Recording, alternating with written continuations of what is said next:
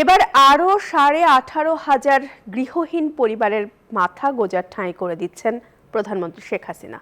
ঈদের আগেই প্রধানমন্ত্রীর এই উপহার পৌঁছে দেওয়া হচ্ছে তাদের হাতে। আপন নিড়ে স্বপ্ন পূরণের তৃপ্তির শেষ নেই এই সকল মানুষের।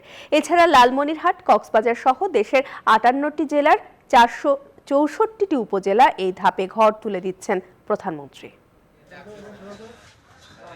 এ এক অন্যরকম অনুভূতি, এ এক বিস্ময়।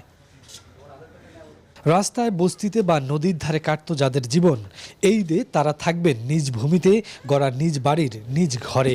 ঈদের আগে প্রধানমন্ত্রীর এ উপহারে তৃপ্তির শেষ নেই তাদের।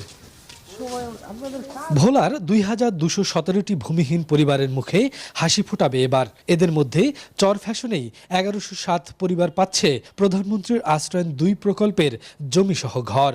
ভাঙ্গাচুরার ভিতরে বৃষ্টি এলে দেখা যায় ফুলা ফানলে ঘুমাইতেও পারতাম না।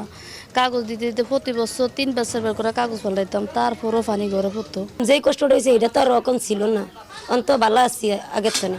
সরকার বিল্ডিং করে ঘর দিছে, এখন আমরা ভালোভাবে থাকতে পারি, এই জন্য আমরা খুবই গর্বিত, আনন্দিত।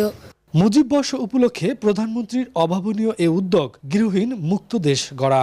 আগামী 11 তারিখ সারা বাংলাদেশ ব্যাপী ভূমিহীনদের মাঝে জমিসহ ভূমি প্রদান এবং ঘর প্রদান করবেন এবং এরই ধারাবাহিকতায় সারা বাংলাদেশেই বেশ কিছু উপজেলাকে এবং জেলাকে ভূমিহীন মুক্ত উপজেলা এবং জেলা হিসেবে ঘোষণা করবেন। এই ধাপে ভোলাসহ 50টি জেলার 174টি উপজেলার মানুষকে এসব ঘর দিচ্ছেন প্রধানমন্ত্রী শেখ হাসিনা। ফরিদপুর সহ কয়েকটি জেলাকে ঘোষণা করবেন ভূমিহীন মুক্ত। এর মধ্যেই ঘর পেয়েছেন 5 লাখের অধিক পরিবার। ভাগ্যের নির্মম পরিহাস আর জীবন যুদ্ধের সাথে সংগ্রাম করে যারা এ পর্যন্ত এসেছেন, নতুন ঘর তাদের স্বপ্ন বুননে সহযোগিতা করছে, সেই সাথে জীবনকে এগিয়ে নিতে করছে নতুন পরিকল্পনা। শফিকুজ্জামান রুবেল, নিউজ 24, ভোলা, চরফ্যাশন।